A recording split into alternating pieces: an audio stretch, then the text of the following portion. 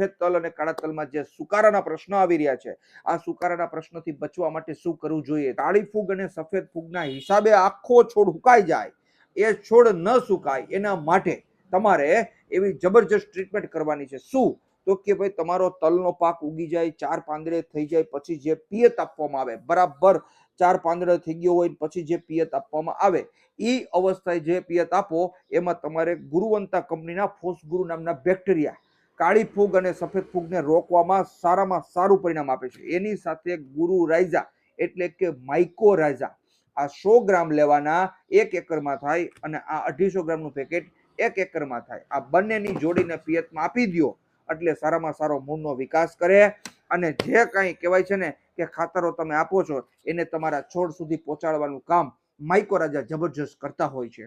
બીજું કે કાળી સફેદ ફૂગથી જે સુકારો છે એ સુકારાને રોકવાનું કામ આ ફોસગુરુ કરતું હોય છે. એટલે 1050ની જોડી 1 એકર 2.5 વીઘાની અંદર પિયતમાં આપવાની હોય છે અને સારામાં સારું પરિણામ લાવી શકાતું હોય છે. નજીકના કોઈ પણ એગ્રો ઉપર જશો મિત્રો એટલે તમને આ જોડી મળી જવાની છે. વિડીયોને શેર કરજો અને હરેક ખેડૂતો સુધી આ માહિતી પહોંચાડજો વાલા મિત્રો. અને આવી જ ઇન્ફોર્મેટિવ સારામાં સારી કૃષિને લગતી માહિતી મેળવવા માટે આપણા આઈડીને ફોલો કરતા રહેજો. હર હંમેશા મેહુલ પટેલ આપણી સાથે છે.